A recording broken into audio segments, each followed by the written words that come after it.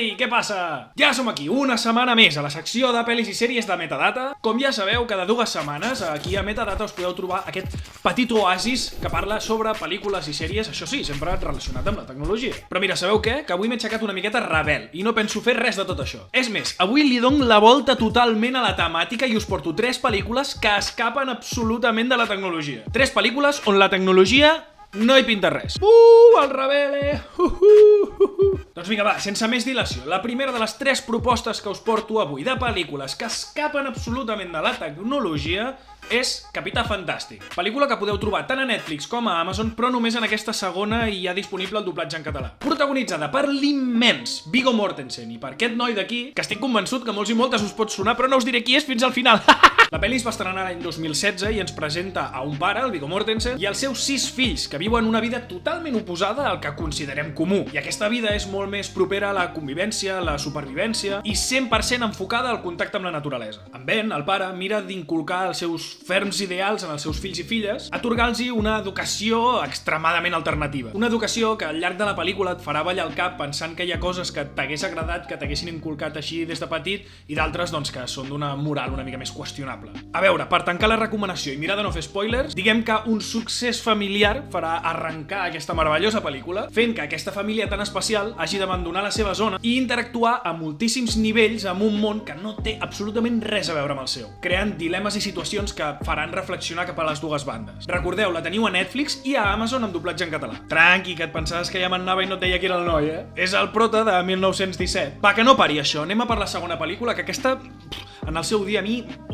està tant a Filmin com a Amazon com a Movistar Plus, però no té doblatge en català. Us estic parlant de Midsommar, estrenada l'any 2019, dirigida per Ari Aster i protagonitzada per Florence Pugh, una actriu que fa que Midsommar passi de ser una gran pel·lícula a ser absolutament espectacular.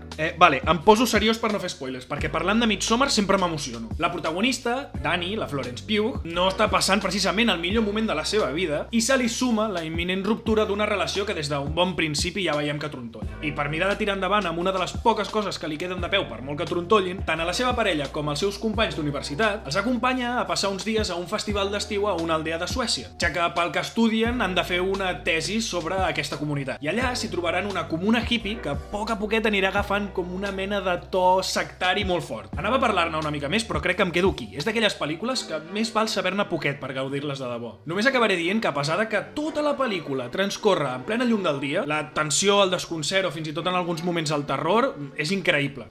I és d'aquelles pel·lis que si et vas fixant en el que va passant al fons i tens bona vista, tindràs pistetes. I per últim, però no menys important, us vull parlar de la que probablement és la pel·lícula de les pel·lícules de la zero tecnologia. Es tracta de Enmig de la natura, o Into the Wild, que és el nom original. Es pot trobar tant a Amazon com a aquesta nova plataforma Sky Showtime, però no té doblatge en català. Es va estrenar l'any 2007 i està basada en fets reals. Enmig de la natura s'acosta una mica al que vèiem a Capità Fantàstic i ens mostra un noi que després de la seva graduació deixa absolutament totes les seves possessions i estalvis a la beneficència per abandonar el món civilitzat i posar rumb a Alaska per poder viure molt més connectat a la natura. Així doncs anirem veient com l'Alexander Supertramp, que és el pseudònim amb el que s'autobateja el protagonista en aquesta aventura, s'anirà trobant amb situacions i amb personatges que fent servir flashbacks de la seva antiga vida anirem entenent doncs la mentalitat o les situacions que l'han arribat a portar fins aquí, les preguntes i les respostes que busca o amb una colpidora reflexió final. És d'aquelles pel·lícules basades en fets reals que al final de tot et fiquen la foto de la persona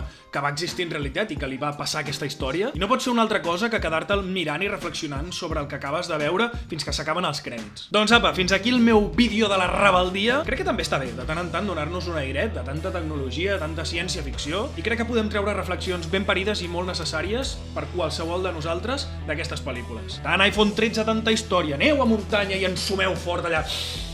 Sembla el meu avi. Doncs au, com sempre us dic, crec que si has arribat fins aquí t'ha agradat o t'ha entretingut lo suficient aquest vídeo com perquè li deixis un bon like, que és absolutament gratuït. I ja si ens segueixes en el canal podràs estar atent o atenta sempre que pugem aquest tipus de vídeo. Apa, fins la propera! I vigileu amb els fruits del bosc. Ciao!